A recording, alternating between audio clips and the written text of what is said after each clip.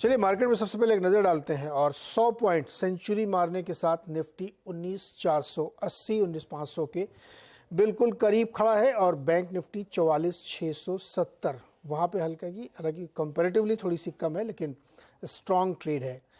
Advance decline सबसे बढ़िया है, 2081 शेयर्स खरीदने वाले 703 गिरने वाले, यानी लगभग 3 बढ़ने वालों के सामने 1 गिरने वाला शेयर। तो बहुत ही स्ट्रॉन्ग मोमेंटम है बाजार का और जैसे जैसे नतीजे हैं वैसे वैसे बाजार में मजबूती भी बन रही है स्टॉक्स में। जैसे जोमेटो में देखिए, उन्होंने 2 करोड़ का प्रॉफिट दिखाया और स्टॉक 10% ऊपर है और अब 130 तक के टारगेट्स भी इसमें दिए जा रहे हैं। चलिए क्विकली लेते हैं आज के मार्केट एक्सपर्ट से और सरवेन जी आज हमारे साथ फिर जुड़ रहे हैं। सरवेन जी बहुत बहुत स्वागत है। लग रहा है मार्केट अब वापस रफ्तार में आ रहा है? नहीं, बिल्कुल। देखिए, जो रेंज थी 19,500 से 19,900 की मोटा मोटी जो रेंज है, आई थिंक उसके आंख मिचौली खेल रहा है। नीचे लोअर एंड पे तोड़ तो चुका है, बट मैं कहता हूँ आज वीकली क्लोज एक दिन और इसको दे देते हैं और मेरे हिसाब से आई थिंक इस रेंज में ही रहना चाहिए। थोड़ा विप्सॉ कल करके आया ग्लोबल क्यूज के पीछे पीछे, बट आई थिंक ब्रॉडली अगर 19,500 आज वीकली क्लोजिंग बेसिस पे होल्ड कर लेता है फ्राइडे वाली क्लोजिंग पे, तो आई थिंक यहाँ से रिकवरी का चांस डेफिनेटली बनेगा। बट जैसे मैंने कल बोला था कि किसी कारण से अगर इन रेंजेस के नीचे रह गए निफ्टी में तो प्रॉब्लम है। और जो दूसरी तकलीफ का संकेत मुझे दिख रहा है वो बैंक निफ्टी से है। बैंक निफ्टी अपने पिछले स्विंग लोज तोड़ के ही फिलहाल ट्रेड कर रहा है और वहां पे भी क्लोज बड़ा क्रूशल हो जाएगा कि वीकली क्लोज कैसे होता है। तो आई थिंक आज का दिन बहुत ही ज्यादा महत्वपूर्ण है। इस वीकली क्लोज के बाद बहुत सारे समीकरण आगे के नेक्स्ट हफ्ते के, नेक्स्ट महीने के निकल के आएंगे, तो जब हम मंडे को मिलेंगे तो आई थिंक ज्यादा क्लैरिटी रहेगी। बट फिलहाल आज के लिए 19,500 पे नजर रखें निफ्टी के लिए और 44,500 44,600 वाली रेंज पे नजर रखें बैंक निफ्टी के लिए। ये दोनों चीजें आज की डेट में होल्ड होनी चाहिए क्लोजिंग बेसिस पे, तो मैं मानूंगा कि बाजार में अभी भी जान है। 19,500 और 44,600 आज चाहिए सरवेन जी को क्लोज मिलेगा सर, चिंता न करें। हितेश भाटिया जी हमारे साथ जुड़ रहे हैं आगरा से। हितेश जी नमस्कार, बताइए क्या सवाल है सर? नमस्कार सर, नीरज जी बताइए। सर मेरा वही सवाल है, पहले मेरे पास एबीबी था और मैंने उसमें प्रॉफिट बुक किया और मैंने फिर से एबीबी लिया है। तो मेरे पास आज 2 होल्डिंग्स हैं। फर्स्ट इज एबीबी जो मेरे पास 150 क्वांटिटी है और 4200 में मैंने उसको री एंटर किया है। सेकंड मेरे पास सेंचुरी टेक्सटाइल्स है, 250 शेयर्स की क्वांटिटी है, वो मैंने 1030 में बाई किया है। पर सर मेरा इससे भी बड़ा एक $1 मिलियन क्वेश्चन ये है कि when should we sell all the scripts? Is this right time to sit on the cash or to be stay invested all the time in this market, sir? भी आपने किस प्राइस पे बेचा था? Sir century textiles मैंने 1030 में by किया है। एबीबी सर मैंने पहले 4400 में सेल किया था, उसके बाद वो 4600 तक बाद में गया और फिर उसमें एक दिन करेक्शन आया था 4141 वाला, तो उस दिन मैंने 4200 में ले लिया था, री एंटर कर गया था। ओके, चलिए आपके सवालों का हल लेते हैं। पहले तो सरवेन जी एबीबी में इन्होंने री एंट्री किया तो खैर पुराना वाला दोनों छोड़ दीजिए, अब नया इनका है 4200 के प्राइस पर, क्या राय बनती है इस पर? नहीं, 3 सवाल पूछे। इनका जो सबसे महत्वपूर्ण सवाल मुझे लगा कि भाई क्या हमेशा इन्वेस्टेड रहना चाहिए और कितना लॉन्ग टर्म के लिए रहना चाहिए। तो सरवेन जी इस सवाल को बाद में, पहले स्टॉक एबीबी बताइए और सेंचुरी टेक्सटाइल बताइए। देखिए, एबीबी में तो ऑलरेडी पैसा कमा रहे हैं, ट्रेडिंग कर रहे हैं, तो ट्रेडिंग के माइंडसेट से बने हैं तो बने रहे। उस दिन जिस दिन की ये जिक्र कर रहे हैं, जिस दिन इनको माल आ गया उस दिन 4141 का लो है मोटा मोटी जो मुझे दिख रहा है। तो आई थिंक 4140 के नीचे एक स्टॉप लॉस मेंटेन करके करंट पोजीशन में बने रहे, पैसे बन रहे हैं, तब तक ट्रेडिंग करते रहे। 4200 से 4600 की रेंज इन्होंने अच्छे से पकड़ी हुई है, आई थिंक मोटा मोटी वही रेंज रहेगी। तो 4140 के नीचे एक स्टॉप लॉस रखें और इस ट्रेड में बने रहे। सेंचुरी टेक्सटाइल भी ब्लू स्काई टेरिटरी में जाके आया है पिछले वीक और अभी तो खाली उसका एक छोटा करेक्शन चल रहा है। तो यहाँ पे भी जब तक short to medium term setups अभी पॉजिटिव है, आई थिंक यहाँ पे भी इनको बने रहने की राय है। यहाँ पे भी ट्रेलिंग स्टॉप लॉस का इस्तेमाल करें और आई थिंक मेरे हिसाब से जो लेवल मुझे दिख रहे हैं वो तकरीबन 990 के आसपास दिख रहे हैं। तो 989 पे एक स्टॉप लॉस लगा के रखें क्लोजिंग बेसिस पे और यहाँ पे भी ट्रेड में बने रहें। ओके, मोटा मोटी अपने दोनों बाइंग प्राइस पे स्टॉप लॉस लगाइए। अब बताइए कैश में बैठे क्या? ये इनका सवाल था कि कब कैश में बैठना चाहिए, इस समय बैठना चाहिए क्या? देखिए, बड़ा गंभीर चर्चा का विषय हमेशा रहता है, इसमें बहुत ज्यादा लोग स्ट्रॉन्ग ओपिनियंस रखते हैं। बट मैं तो खाली डेटा दे देता हूँ कि सेंसेक्स की 40 साल की हिस्ट्री में 11 बार सेंसेक्स 30-35% या उससे ज्यादा एवरेज 31% का करेक्शन उसने हर 4-4.5 साल में दिया ही है। अगर आप देखें तो 40 साल में तकरीबन 10-11 करेक्शन आए हैं इंक्लूडिंग कोविड, तो आपको एक एवरेज 30% का इंडेक्स में करेक्शन आता ही है। Which is I think a sizeable correction. अगर आपके पास पोर्टफोलियो बड़ा है और आप एक 25-30% का ड्रॉडाउन ले लेते हैं, तो मेरे हिसाब से तो 4-5 साल में एक बार डेफिनेटली मौका आता है कि आप कैश पे बैठें। अब कितना कैश पे बैठें, ये आपके प्रोफाइल पे डिपेंड करेगा। आप बहुत एग्रेसिव हैं तो आप 80, 90, 100% कैश पे भी बैठ सकते हैं। आप मॉडरेट रिस्क के ट्रेडर हैं तो आप 50-60% कैश पे बैठेंगे। और अगर आप बड़े लेड बैक और बड़े कंजर्वेटिव इन्वेस्टर हैं तो आप 25-30% कैश पे बैठेंगे। तो ये ब्रॉड गाइडलाइंस पकड़ लें, ये मेरी तरफ से। बाकी इसके ऊपर अपना फाइन ट्यूनिंग कर लें, बट ऐसा करना चाहिए, ऐसा मेरा मानना है। नहीं, सरवन जी का मानना सही है, मैं भी सहमत हूं। किसी भी गिवन पॉइंट ऑफ टाइम में आपको 30% से ज़्यादा कैश में नहीं बैठना चाहिए, क्योंकि बड़ी बहुत महत्वपूर्ण बात किसी ने कही कि वो सबसे अच्छे दिन आप मिस कर जाते हैं अगर आप कैश भी बैठे रहते हैं। तो उसके बाद आपका रिटर्न फिर हेवायर होता है। अगर आपको 40% रिटर्न मिलना है तो 5% से ज़्यादा नहीं मिलेगा अगर आपने बेस्ट वो एक दिन खो दिया तो इसलिए 70% इन्वेस्टेड रहिए, 30% कैश पर रहिए। अगला सवाल है हरिंदर सिंह का, जयपुर राजस्थान से। हरिंदर जी नमस्कार, बताइए सर। सर मैंने अदानी ट्रांसमिशन के शेयर लिए थे पिछले 1.5 साल में। जब नीचे उतारा लेता गया, एवरेज प्राइस 2250 रुपए, 100 शेयर में होल्ड कर रहा हूँ। लॉन्ग टर्म का व्यू है, कुछ सजेस्ट करेंगे? सरवन जी बताइए भाई, अदानी ट्रांसमिशन। देखिए, अब ये ग्रुप का जैसे हमने बात की हुई है कि बात वही है कि जिस तरह से गिरा, सर्किट डाउन ही गिरा है। और अब बाकी इस स्पेस के काफी सारे स्टॉक्स इस स्पेस में इस नाम के रिकवर हो गए, बट ये कहीं किसी कारणों से वहीं पड़ा है जहां पहली, उसी के आसपास पड़ा है जहां पहली गिरावट आई थी 700 के आसपास। काफी मुश्किल है मेरे ख्याल से इसमें ट्रेंड निकाल पाना अभी, क्योंकि बड़ा एक नैरो रेंज में चल रहा है। बट मैं यही मान के चलूंगा कि भाई किसी कारण से भी वो जो पैनिक लो बने थे 700 के आसपास, 644 आई थिंक जो मुझे दिख रहा है, वो जो लोज बने थे वो क्रिटिकल हैं। उनके कारण उनके नीचे किसी कारणों से जाता है तो आई थिंक और तकलीफ यहाँ हो सकती है। बट जैसे मैंने बोला, मोटा मोटी मुझे लगता है कि 650 से लेके 800 की रेंज यहाँ पे रहेगी फिलहाल के लिए। तो इस समय तो बिल्कुल रेंज पे ही है। आपको लग रहा है ये मतलब भयंकर उस पर गया है? और इसका नाम बदल गया सर भाई साहब, इसका नाम हो गया अदानी एनर्जी सॉल्यूशंस। जो ये ट्रांसमिशन अभी आपको दिख रहा है पुराना नाम है, अब इसका नाम हो गया Adani energy solutions.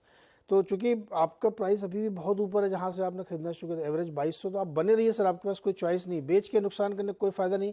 Try your luck, हो सकता है पलट के ऊपर जाए, तो इस पर तो होल्ड रखिए फिर आप सर। मनोज शर्मा अलवर राजस्थान से हमारे साथ जुड़ रहे हैं। मनोज जी नमस्कार, बताइए सर। जी नमस्कार। जी नमस्कार। नमस्कार सर, मेरे पास अभी 2 दिन पहले ही मैंने नमस्कार। शेयर खरीदे, 1000 शेयर खरीदे 41 रुपीज पे, और लकीली अभी आज इसने 48 टच भी किया है। तो मेरा क्वेश्चन ये है कि ये रैली कहाँ तक एक्सटेंड हो सकती है, और 6 मंथ के व्यू से हम क्या करेंगे, स्टॉप लॉस कहाँ पे रखें? सरन जी IRFC बहुत अच्छा ट्रेड बनाया इन्होंने और बहुत लोगों ने इस पे लिया है। अब ये 41 इनकी खरीद है और 46-30 चल रहा है इस समय। कहाँ तक जाएगा और कहाँ स्टॉप लॉस लगाए स्ट्रिक्ट? देखिए, शायद तो शो को रेगुलरली नहीं सुनते, क्योंकि इसकी चर्चा तो हमने 30-32 में भी की थी। आपने पूछा था तो ये थॉट यही था कि भाई रेलवे के जो पूरा बास्केट है ये बढ़िया है, इनमें कहीं मौके बनेंगे और पैसे अच्छे बनेंगे। तो अब थोड़ा लेट चढ़े हैं, बट फिर भी दे रहा है, दुरुस्त है, प्रॉफिट में है। तो अब मेरे ख्याल से इनको कॉस्ट के नीचे, कहीं कॉस्ट के आसपास या 40 के नीचे कहीं इनको स्टॉप लॉस रखना चाहिए, ताकि ज्यादा पैसा नहीं जाए किसी कारण से अगर रिवर्स होता है, क्योंकि थोड़ा तो शॉर्ट टर्म में स्टॉक ओवरबॉट है। बट अगर दायरा शॉर्ट टर्म और मीडियम टर्म नहीं है, थोड़ा लॉन्ग टर्म खड़े रह सकते हैं, तो आई थिंक अब 30-32 में बहुत बढ़िया बेस बन चुका है। मुझे नहीं लगता 6-12 महीने में उनके नीचे बहुत ज्यादा किन्हीं कारणों से जाना चाहिए, अनलेस कोई हादसा हो जाए। तो आई थिंक 32 का लेवल बड़ा स्ट्रॉन्ग इसका बेस बन चुका है, और ऊपर में अब ब्लू स्काई टेरिटरी में है। स्टॉक का डेटा बहुत कम है, तो ब्लू स्काई टेरिटरी में है, इसमें कोई बैकलॉग नहीं है, कोई इसमें लेगेसी नहीं है, कोई फंसा नहीं है। ऐसे स्टॉक जब चलते हैं तो फिर कई बार चलते रहते हैं। तो नेक्स्ट 2-3 महीना एक आप मान के चलिए 1 से 3 महीने के लिए स्टांस बुलिश रहेगा, और आप 3 मंथ प्लस 6 मंथ वाले व्यू कवर देखेंगे तो मुझे लगता है कि 55-60 के लेवल भी यहाँ पे आ सकते हैं। तो ट्रेड में बने रहें, बट थोड़ा अलर्ट भी रहें। अलर्ट रहिए और ट्रेड में बने रहिए आप 6 महीने के लिहाज से। अगला सवाल एक और लेते हैं फटाफट। ग्वालियर से निखिल हमारे साथ जुड़ रहे हैं। निखिल जी नमस्कार। नमस्कार नीरज जी, नमस्कार शिवेंद्र जी। जी नमस्कार। बहुत बहुत नमस्कार। सर मेरा सवाल था, इन्फोसिस के मेरे पास 350 शेयर्स हैं 1445 के रेट पे, तो अभी मैं और एवरेज कर सकता हूँ क्या उसको एवरेजिंग डाउन लाने के लिए? सरवन जी क्वेश्चन तो बढ़िया है इनका। नहीं, क्वेश्चन बढ़िया है, बहुत मौके का भी है, बट ये क्या है, अपने ऑलमोस्ट भाव के एकदम पास। एवरेजिंग का मतलब है आप थोड़ा प्लस माइनस काफी आपके भाव से हो गया हो तब एवरेज करेंगे आप। और सेक्टर आपको बहुत अच्छा लग रहा हो और परफॉर्मिंग हो। फिलहाल तो आई थिंक सारे स्टॉक पिटे हैं, सारे पुल बैक में ही चल रहे हैं। इन्फोसिस ने अपना रिजल्ट के साथ जो गैप डाउन किया था, जो गैप छोड़ा था, वो अभी तक उस गैप को भर नहीं पाया है। तो मुझे कोई कारण नहीं लग रहा है एवरेज करने की, बट ये स्टॉक अच्छा है, जो करंट पोजीशन उसको होल्ड कर सकते हैं, बट एवरेज करने की मेरी यहाँ पे राय नहीं रहेगी। तो एवरेज ना करें और इस पर बने रहिए, और स्टॉक अच्छा है। जब अगर एवरेज करना भी होगा ना तो फिर डिफरेंट लेवल पे करिएगा। अभी तो आपके प्राइस के आसपास है, लेकिन इसको होल्ड करिए, क्योंकि रिजल्ट के दिन जो उसने लो बनाया था दोबारा टेस्ट नहीं किया, उसके बाद से ये ऊपर की तरफ है। मेरे ख्याल में कितना 1330 का शायद लो बनाया था सरवन जी। जी आई थिंक जो गैप डाउन हुआ था, उस गैप डाउन वाले लो उस दिन आई थिंक मुझे जो दिख रहा है स्क्रीन पे 1305 का लो दिख रहा है, बट वो जो गैप है जो 1450 मोटा मोटी 1450 से लेके जो तकरीबन 1330 का जो गैप था, आई थिंक मेरे लिए वो चिंता का विषय है। तो आई थिंक वो इंपॉर्टेंट है कि भाई उस गैप के आसपास कैसे बिहेव करता है। फिलहाल उसमें पुल बैक कर रहा है, लेकिन गैप अभी हार्डली 20-30% ही भर पाया है। जब तक वो गैप ओपन है, बेरिश गैप ओपन है, आई थिंक जैसे मैंने बोला एवरेज करने की तो दरकार नहीं है। ठीक है, स्टॉक अच्छा है, ट्रेड बने रहना चाहते हैं तो बने रहे। ओके सरवन जी, अब थोड़ा सा रुकिएगा मेरे साथ। एक कंपनी की बात करते हैं, सुप्रिया लाइफ साइंसेज ने तिमाही नतीजे अपने पेश किए और प्रॉफिट में भी अच्छी ग्रोथ 12-13% की देखने को मिली है और रेवेन्यूज़ भी काफ़ी इम्प्रूव है। लेकिन हाईलाइट है मार्जिन, जहाँ पे 3% का इम्प्रूवमेंट देखने को मिला है। बातचीत करने के लिए हमारे साथ कंपनी की डायरेक्टर डॉक्टर सलोनी वाघ जी हैं। सलोनी, बहुत बहुत स्वागत है आपका। आपके रिजल्ट्स में सबसे इम्पोर्टेंट चीज़ है मार्जिन बहुत इम्प्रूव हुए हैं, क्या रीजंस थे, क्या हाईलाइट है इसकी? तो अगर आप मार्जिन्स की बात करें तो इबिटा जो है 44.49 crores है, which is 34%. As compared to last year हमारा 30% था, तो there is a 42% increase in EBITDA. One of the main reasons इसका है कि हमारा ज्यादा फोकस है रेगुलेटेड मार्केट्स पे। यूरोप का सेल्स हमारा अच्छा ग्रो हुआ है, लैटिन अमेरिका, नॉर्थ अमेरिका, ये जो मार्केट्स है हमारे फोकस मार्केट्स, वहां पे अच्छा ट्रैक्शन देखने मिला है हमारे एग्जिस्टिंग प्रोडक्ट बास्केट पे। That's one of the main reasons why हमारा मार्जिन अच्छा हुआ है for this quarter. ये आगे मेंटेन रहेगा और पूरे साल को जब हम एनालाइज करेंगे तो पिछले साल से बेटर होगा? शुरुआत अच्छी हुई है इसलिए। So हमने हमेशा एक 28 to 30% का EBITDA गाइडेंस दिया है, एंड एनुअलाइज बेसिस पे आई थिंक हम लोग सेम मेंटेन करना चाहेंगे। वन ऑफ द रीजन है कि कुछ क्वार्टर्स में ये EBITDA मार्जिन हाई हो सकता है depending on product mix and the region mix जो है, बट एनुअलाइज बेसिस पे 28 to 30% we are very confident कि हम अचीव कर पाएंगे। करेक्ट। अच्छा, आपका CDMO बिजनेस जो है कोर है, वहाँ पे कैसी ग्रोथ दिख रही है? एनेबलर्स क्या है उसके? तो CDMO में हमें बहुत अच्छा ट्रैक्शन मिला है लास्ट 2 क्वार्टर्स में। हमने 2 बड़े डील्स अनाउंस किए हैं। एक है API supply which is a long term tie up for 10 years with one of the largest companies in Europe, and recently हमने एक प्लाज्मा न्यूट्रिशन करके कंपनी है US बेस्ड, उनके साथ भी एक कोलैबोरेशन अनाउंस किया है। तो काफी अच्छा ट्रैक्शन हमें मिल रहा है। इन अनदर 3 years ये दोनों प्रोजेक्ट्स हमारे रेवेन्यू में सिग्निफिकेंटली कंट्रीब्यूट करेंगे। ऐसे काफी और CDMO अपॉर्चुनिटीज हमारे आ रहे हैं, and we are focusing on the CDMO opportunities more. Saloni ji, बीच में प्राइसिंग बहुत API की फ्लक्चुएट हो रही थी, अभी क्या स्टेबलाइज्ड है? आई थिंक यस, बिकॉज जो हमारा मेन एक रीजन था चाइना, वो काफी हेविली इम्पैक्टेड था, बट हमने काफी फोकस किया है लास्ट 3-4 क्वार्टर्स में कि हम कैसे हमारा पोर्टफोलियो डी रिस्क करें, कैसे दूसरे नए रीजन्स, नए प्रोडक्ट्स में हम we can get more traction. तो वो करने के वजह से यू कैन सी कि प्राइस आज काफी स्टेबलाइज हुआ है, एंड गोइंग फॉरवर्ड ऑल्सो हम कॉन्फिडेंट है कि यही ट्रेंड रहेगा ग्रोथ का। क्या किया आपने डी रिस्क करने के लिए? जी सलोनी, आपने डी रिस्क करने के लिए क्या किया है? प्राइस जो आप कहते हैं, हमने कई सारे एफर्ट लिए हैं। तो डी रिस्किंग के 2 पार्ट्स है। वन इज की जो हमारा एग्जिस्टिंग प्रोडक्ट बास्केट है वो न्यू ज्योग्राफीज में हमने पेनिट्रेट किया है। जैसे यूरोप का सेल हमारा काफी अच्छा बढ़ा है, ऑलमोस्ट 35% कंट्रीब्यूट किया है रेवेन्यू में। नॉर्थ अमेरिकन मार्केट्स का रेवेन्यू शेयर अराउंड 10% है, लैटिन अमेरिका से 10% है। तो अगर आप ओवरऑल रेवेन्यू देखते हैं, अराउंड 50% रेवेन्यू हमारा रेगुलेटेड मार्केट से आ रहा है। So that's one part of de-risking. Second part ये है कि न्यू प्रोडक्ट्स हम इन्फ्यूज कर रहे हैं बास्केट में, जैसे एंटी एंजाइटी कैटेगरी है, एंटी डायबिटिक कैटेगरी है। इस वजह से क्या होगा कि कोई भी प्रोडक्ट या रीजन पे हमारा डिपेंडेंस नहीं रहेगा, एंड एक मोर रोबस्ट पोर्टफोलियो हमारा बनेगा। अच्छा, अंबरनाथ वाले प्लांट का क्या अपडेट है? अंबरनाथ वाला plant on track for operation है। हमने कहा था कि Q3 FY24 में हमारा जो R&D पायलट लैब है वहां पे वो स्टार्ट हो जाएगा। So that is still on track and commercial operations आने के लिए Q4 of FY24 is what we are anticipating. तो प्रोजेक्ट ऑन ट्रैक है एंड काफी अच्छा ट्रैक्शन हमें मिल रहा है। वहां पे भी जो हम न्यू प्रोडक्ट्स इंट्रोड्यूस करना चाहते हैं जो इन पाइपलाइन है उसका भी अच्छा विजिबिलिटी आ रहा है। अच्छा, कितना उसमें ऑपरेशनल एक्सपेंसेस होंगे? आप कितना खर्च करने वाली हैं उस प्लांट के लिए? तो अप्रोक्सीमेटली 60 करोड़ का कैपेक्स है for that particular plant. Other than that हमारा जो एग्जिस्टिंग प्लांट है उधर भी हम लोगों ने एक नया प्रोडक्शन ब्लॉक डाला है जहाँ पे अराउंड 60-70 करोड़ ऑफ कैपेक्स हमने किया है। ये हमारी जो एग्जिस्टिंग साइट है उसका भी कैपेसिटी डबल करेगा। सो ऑलमोस्ट एक 1000 KL कैपेसिटी हम क्रिएट कर रहे हैं।